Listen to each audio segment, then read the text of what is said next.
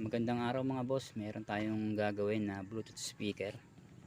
Ang problema nito, wala daw power, hindi nagcha-charge.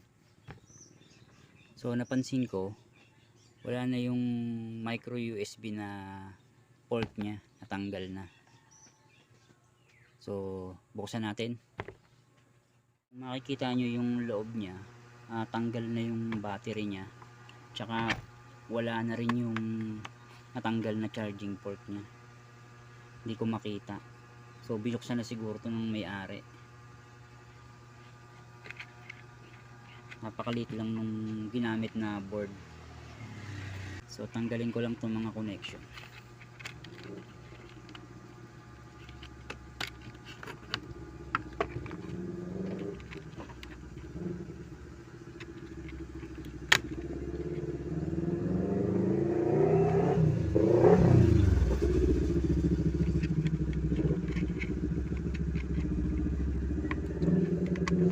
Sa ilaw, ito naman sa speaker, ito battery. So itong pula sa battery, ito sa ilaw, ito naman sa speaker. So tanggalin ko lang itong mga screw para matanggal yung board. So ito yung board nya sa loob. Andito nakalagay yung charging port nya. So malabo nang maibalik yung charging port nito kasi natanggal na yung copper wire dito, yung copper na pinaghihinangan ng yung port.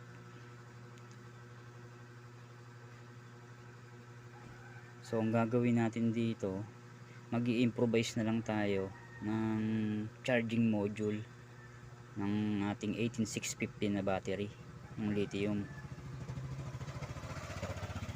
Ayun, makikita nyo, tanggal na yung tapos may part dito. So hindi na rin natin maiibalik yon.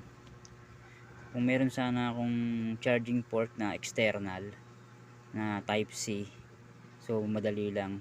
Pero gagamitin ko yung charging module na lang ng 18650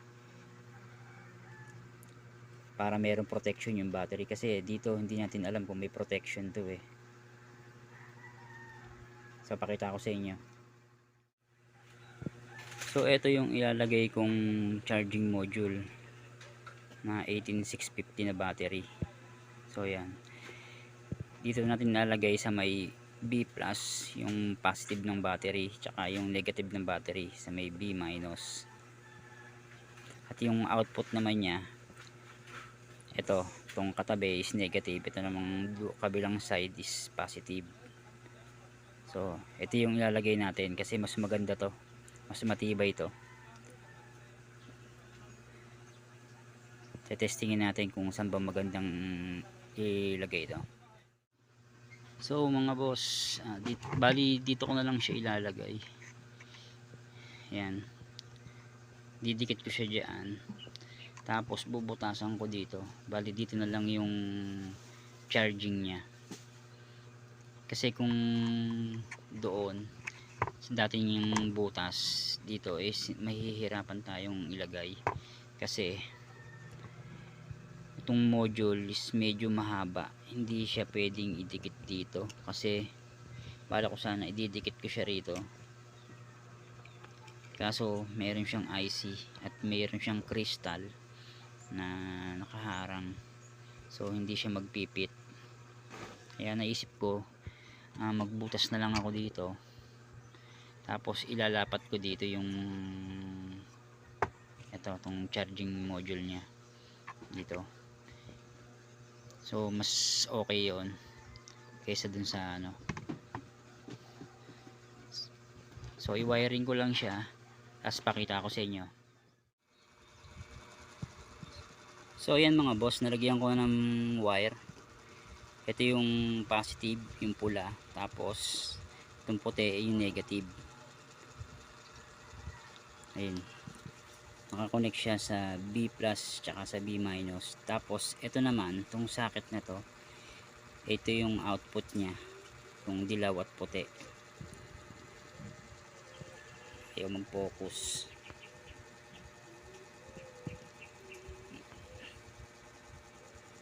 Ayaw talaga mag focus.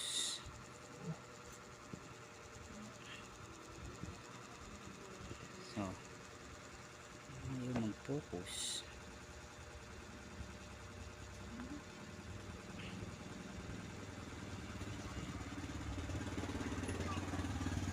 So ayan. Tapos binutasan ko na rin siya kasi dito ko ididikit sa loob yung charging module. Tapos yung indicator niya nagbutas din ako, tapos nilagyan ko siya ng glue stick para pag umilaw yung ilaw magre-reflect siya dun sa glue stick. So iilaw dito. So yan, kabit ko lang to, ilagay ko na siya kung saan siya nakalagay. So pakita ko na lang mamaya. So ito mga boss, na ilagay ko na. Ito yung charging module, nilagyan ko siya ng glue stick tsaka double sided para hindi siya gumalaw. Yan. Ito yung output ng charging module papunta sa kulay pula sa battery. Tapos ito naman yung battery. Ito yung ilaw sa gitna. Ito yan sa gitna. Ito namang speaker dito. So ayan yung connection nya. So ayos ko lang yung wiring nya, ilalagay ko dito, bubutasan ko dito parang pag ganyan. Kasi ito didikit ko rin ng double sided tape dito, palagayan dito eh. So yung battery pinalpang ko na. Ito yung battery na luma, inutol ko kasi sira na yung battery, wala nang charge, ayaw na rin ma-charge. At kaya nilagyan ko siya ng bago. Yan. So sarado ko lang, buuin ko na, tapos tetest natin. So ito mga boss, nabuo ko na, ay kabit ko na. So testingin natin itong yung charging module na nilagay natin. Tingnan natin kung iilaw tong indicator. So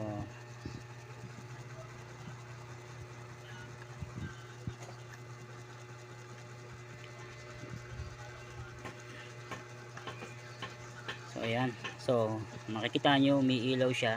Pag nag blue yan, ibig sabihin full charge na siya. So tanggalin natin.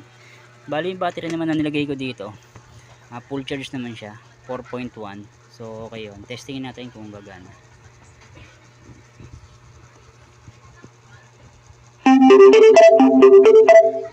The Bluetooth device is ready to pair. So ayan mga boss, nagana. Pero dito wala na yung charging niya dito, nilipat na siya dito. So pwedeng hayaan na lang yan o takpan na ng electric tape. So ayan mga boss, so ganun lang kadali kung paano ayusin yung not charging, tsaka kung paano maglagay ng charging module ng 18650 na battery. So ito yung battery, tinanggal ko na siya kasi mahina na. So ayan mga boss, nag-charge siya, makikita nyo nakailaw siya, kulay pula o dilaw, orange, hindi ko alam kung anong kulay yan. Babalikan natin yan pag naging blue na. So pagkatapos ng mga 30 minutes, so kung makikita nyo mga boss, nagkulay blue na siya, ibig sabihin full charge na yung battery niya. So okay na okay at working yung ginawa natin. So hanggang dito na lang mga boss, sana nagustuhan nyo yung video. Maraming salamat.